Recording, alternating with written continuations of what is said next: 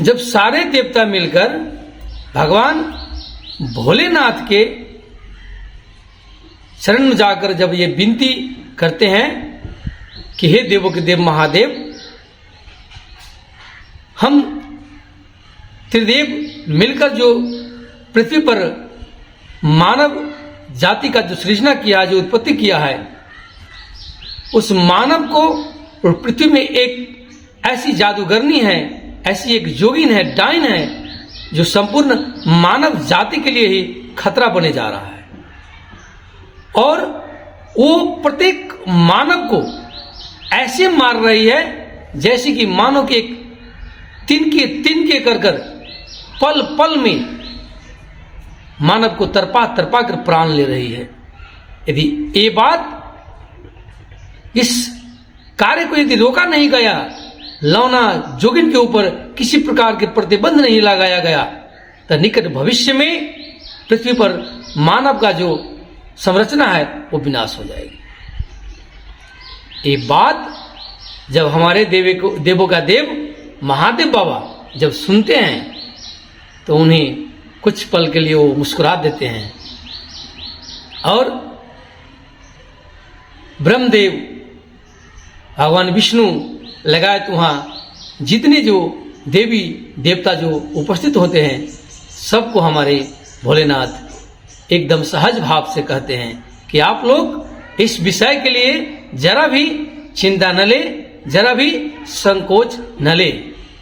जो भी होता है सृष्टि में वो विधि के विधान के मुताबिक ही होता है और हर कार्य का, हर एक तत्व का एक निश्चित समय अवधि होता है, समय सीमा होता है और उस अवधि से पहले उसका विनाश नहीं हो सकता। जो लौना जोगिन है वो बहुत ही तपस्या, पूजा, आराधना करके महादेवी को प्रसन्न की हुई है, जिसके कारण शक्ति उन पे अति प्रसन्न हो गई है। और इसको समाप्त करने के लिए हम सभी को उस शक्ति के पास ही जाना पड़ेगा, क्योंकि इसका तोड़ सिर्फ देवी पार्वती ही जानती है। उन्हें ही पता है कि लौना जोगिन को कैसे परास्त किया जाए और कैसे उसे काबू में किया जाए, क्योंकि उन्हीं के वरदान और आशीर्वाद के लेकर आज लौना जोगिन और उनकी जो चेलिन है वो पृथ्वी पर जो कामुर राज्य है उस पर उतना उत्पात मचा रखी है। तब जाके सभी देवी देवता पुनः माता शक्ति स्वरूपनी के ध्यान करती है, उन्हें पुकारती है, तब माता शक्ति स्वरूपनी अपनी अष्टभुजा के रूप में वहां प्रकट हो जाती है। तब सभी देवी देवता उनसे पुनः विनती करते कि हे माता, आप जो पृथ्वी पर एक कामुर जो राज्य है वहां अपनी चेली, आपको जो शिष्य है लौना जोगिन, उनको आप इतना शक्तिशाली बना दी हुई है कि वो सारे पृथ्वी पर मानव का जो सृष्टि है उसको विनाश कर रही है। तब माता बड़े सहज भाव से सभी देवी देवता के सामने कहती है कि हे देवगण, आप लोग निराश नहीं हुई, इसका भी समय सीमा है और लौना जोगिन यदि हमारे वरदान का यदि अनुचित फायदा उठाना चाहेगी तो उसको भी विनाश निश्चित है। इसके लिए आपको एक काम करना पड़ेगा। सामान्य रूप में सामान्य देवी देवता व सामान्य किस्म से आपको लौना जोगिन को और उनका जो चेलिन सब है उनको परास्त नहीं किया जा सकता। इसलिए उसको परास्त करने के लिए पृथ्वी पर आपको एक सती नारी को तलाश करना पड़ेगा। ऐसी शक्ति नारी जो सचमुच पृथ्वी पर एक अद्भुत और अद्वितीय नारी होना चाहिए और उस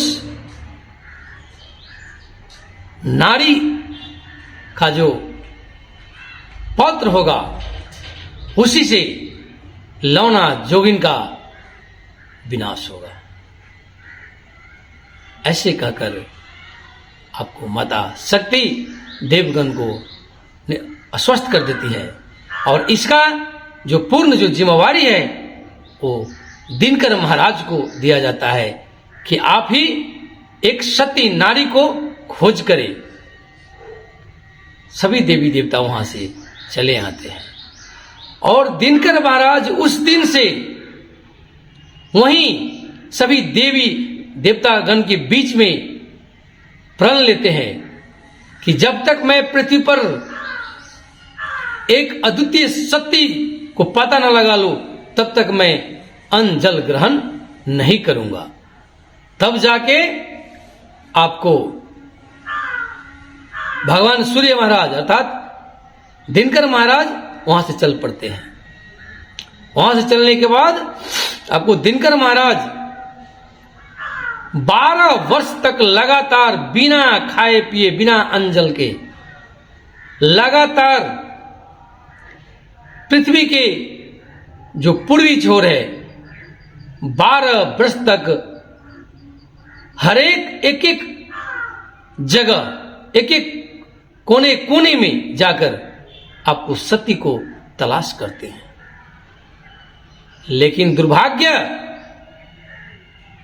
इस सूर्य महाराज को दिनकर महाराज को पूर्वी छोर में कहीं भी सती को पता नहीं लगा सकते। तब जाकर आपको दिनकर महाराज पश्चिम के छोर में जाते हैं और पश्चिमी पृथ्वी के कोने कोने में जाकर सती को पता लगाते हैं। फिर भी उनसे पता नहीं लगता है। वो निराश हो जाते हैं और निराश होकर वो कहां पहुंच जाते हैं? माता गंगा के पास पहुंच जाते हैं। और जब माता गंगा के पास जब आपको पहुंच जाते हैं हमारे दिनकर महाराज, तो उनसे विनती करते हैं कि हे माता गंगा, आप तो सर्व पाप मोचनी हैं, आप तो सभी को पाप को हरण करते हैं, सभी को पाप से मुक्त करते हैं। आप तो अनंत काल से बह रही है, अनंत काल तक आप यहाँ बहती रहेंगी। इसमें हजारों पापी भी आए होंगे, हजारों धर्मात्मा भी आपके इस जल से स्नान करने आए होंगे। आप तो सबको जानती है कि भाई कहाँ धर्मात्मा है, कहाँ पापी है, कौन पापी है, कौन धर्मात्मा है, कौन सत्य है, इस आप तो सब जानती है। माता गंगा भगवान दिनकर का बात सुनकर अति प्रसन्न हुई कि मुझे भी कम से कम इतना बड़ा काम के लिए चुना गया। वो बहुत खुश हो गए और माता गंगा भी अनंत काल से 100 वर्ष पहले से लेकर तत्काल उस समय तक उनके उस पावन जल में जो भी आई स्नान की, उनके घाट पर जो भी आए सबके अपने दिव्य दृष्टि से टटोली, लेकिन उसमें कहीं भी सती को पता नहीं लगा।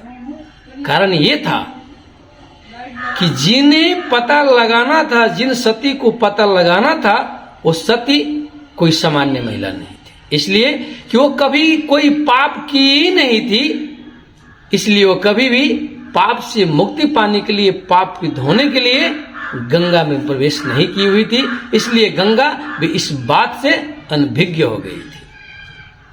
तब जाके गंगा मैया ने पुनः दिनकर महाराज से बताया कि देखिए, ये हमें भी पता नहीं है इस धरती पर सती जो महिला है वो कौन है। आप जाके पृथ्वी के और 2 छोर बाकी है, उत्तर और दक्षिण, उसमें पता लगाइए। तब जाके पुनः 12 वर्ष पुनः दिनकर महाराज फिर से आपको दक्षिण के छोर में भी गए और कोने कोने में सती महिला के पता लगाए, दक्षिण में भी कहीं न मिले। तब जाके दिनकर महाराज फिर से उत्तर के छोर में पृथ्वी के कोने कोने में पहुंचे, हिमालय के अंतिम चोटी तक पहुंच गए, लेकिन वहां भी सती का पता नहीं लगा। तब जाके दिनकर महाराज एकदम निराश हो गए।